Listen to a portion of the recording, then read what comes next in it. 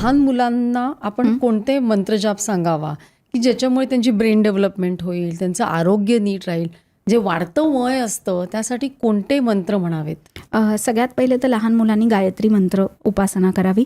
त्याच्यानंतर शुभं करोती रोज संध्याकाळी त्यांनी म्हणायला हवं, किंवा सकाळी दात घासून झाल्यावर आपण थोडा व्यायाम करून वक्रतुंड महाकाय, म्हणजे माझ्या दिवसाची चांगली सुरुवात कर.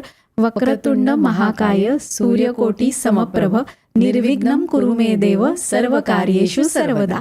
म्हणजे कोणतंही कार्य माझं निर्विघ्नपणे पार पाडू दे, अशी सुरुवात आपण करत असतो. आणि मुलांसाठी प्रज्ञाविवर्धन स्तोत्र सांगितलेलं आहे. प्रज्ञा म्हणजे बुद्धी, प्रज्ञाविवर्धन स्तोत्र हे जर त्यांनी पाठ करून म्हटलं रोज, नुसतं ते टेबलवर लावून नाही ठेवायचं आहे, ते त्यांनी स्वतः म्हणायला पाहिजे. प्रज्ञाविवर्धन स्तोत्र आहे ना, ते ऐकून नाही चालणार, ते त्यांच्या वाणीतनंच यायला पाहिजे. म्हणजे त्याचा जर 100% रिझल्ट हवा असेल, आणि ते डायरेक्ट 10वीत जाऊन नाही करायचं आहे. म्हणजे तुम्ही लहानपणापासून ते रोज म्हटलं ना, तर तुमची ती ब्रेन डेव्हलपमेंट होते. कारण त्या लहरी तशा, त्या रुचा तशा आहेत ना, त्यातले श्लोक तसे आहेत. आता आपण म्हटला तर अचा उच्चार वेगळा आहे, बचा उच्चार वेगळा आहे, त्याचे व्हायब्रेशन्स तसे त्या श्लोकांच्या उच्चारातनं ते व्हायब्रेशन्स तयार होतात. आणि मुलांनी जर हे आणि लहान वयामध्ये ना बघा, मुलांचं पटकन पाठ होतं. आणि हे आई वडिलांनी त्यांना शिकवलं तरच त्यांना कळणार आहे, कारण त्यांना कुठे माहिती आहे. आणि आपल्याला जर एक साधारण 35 नंतर किंवा 40 नंतर, म्हणजे आपल्याला जर 2 गोष्टी असतात, एक तर आपल्याला आरोग्य चांगलं ठेवायचं असतं आणि दुसरं आपल्याला आपल्या करिअरमध्ये, प्रोफेशनमध्ये सक्सेस हवा असतो. तर अशा वेळेला कुठला मंत्र म्हटला पाहिजे त्यांनी? मी सांगू, यावेळी फक्त नामस्मरण करायचं. अच्छा, मनापासून नामस्मरण पण करायचं. जर एखादा मला गुरु नसेल किंवा माझं एखादं आराध्य नव्हत नसेल, तर मी काय करावं, की फक्त ओंकार करावा? प्रत्येकाच्या आयुष्यामध्ये ना अशी एक फेज येते की त्याला आपोआप त्याचा तो मार्ग मिळतो, की त्याला कळतं की हे माझं आराध्य. ओढ तिथे आपोआप निर्माण होते. म्हणजे आता आपल्याला लहानपणापासून एखाद्या तरी दैवताशी अटॅचमेंट असते. म्हणजे श्री गुरुदेव दत्त असेल किंवा ओम नमः शिवाय असेल, तर हे सगळे एकच आहेत ना शेवटी. आज श्री स्वामी समर्थ आहेत, त्यांचा तारक मंत्र आहे, की ह्याच्याशी कुठेतरी कोणीतरी पेशंट कनेक्टेड असतोच. म्हणजे 10 पैकी एखादाच असा व्यक्ती असतो की ज्याला, मग त्याचं कर्म हीच पूजा, मी त्याला म्हणते की तुझं काम कर. हे तू छान सांगितलंस की तुमचा देवावर विश्वास नसेल तर तुम्ही काम करत राहा. आणि त्यांनी ओंकार ऐकायचा. कर्मयोगी व्हा. कर्मयोग, त्याचं फळ तर मंत्रांपेक्षा डबल आहे. जर तुमचं कर्म चांगलं असेल ना, तुमच्या वाटेत कोणी येऊ शकत. तुमचं कर्मच तुम्हाला सगळ्यातनं तारतं.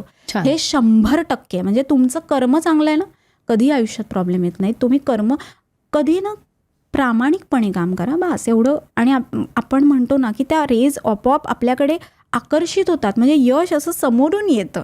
आणि म्हणून कर्मसिद्धांत हा सगळ्यात श्रेष्ठ आहे. म्हणजे भगवंतानी कर्मयोगच सांगितलेला आहे आणि तो सगळ्यात महत्त्वाचा आहे. आता एक शेवटचा, तू मला एक फनी मंत्र का श्लोक सांगितला होतास, तो सांग का. म्हणजे आपल्या पूर्वजांनी काय फक्त खूप असं कठोर आणि असंच नाहीये, नाही का, जे मी तुला मगाशी म्हटलं डायग्नोस्टिक. हो, ॲक्च्युली कसं असतं माहिती आहे का, की ध्वनीमध्ये ध्वनी कसा येतो फार्टिंगचा, ह्याच्यावरती ते सुभाषित आहे. म्हणजे उत्तमे ढमढमे पादे टाराटुरेच्या मध्यमे पादानाम फुसकुली राणी तस्य घ्राणम न जायते. म्हणजे एखाद्याच्या पोटामध्ये खूप मोठा गॅस तयार झाला असेल तर त्याचा खूप लाऊड ध्वनी येतो.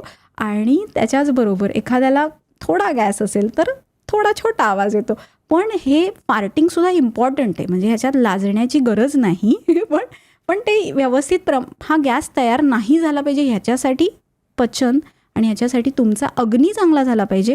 आणि ह्याच्यासाठी आपण वदनी कवळ घेता नाम घ्या श्रीहरीचे हे का म्हणतो, की आज आपण ते आपला जे म्हणजे आपला जो अग्नी आहे हे यज्ञकुंड आहे आपल्यासाठी.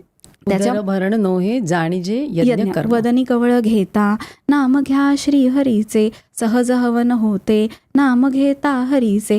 तर हे का आहे की तुम्ही त्याच्यामध्ये अर्पण करताय ना, सो त्यांनी तुमच्या अन्नाचं पचन नीट करावं, ह्यासाठी आपण त्याला एक जस्ट रिस्पेक्ट देण्यासाठी हा मंत्रच आहे ना, मराठीतला आहे हा.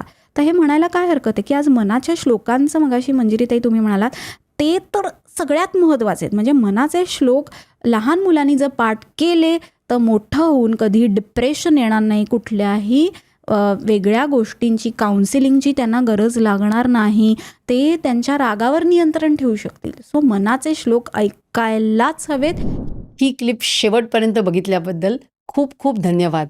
संपूर्ण एपिसोड बघण्यासाठी खाली दिलेल्या लिंकवर क्लिक करा आणि सर्व काही चॅनलला सबस्क्राईब करायला विसरू नका.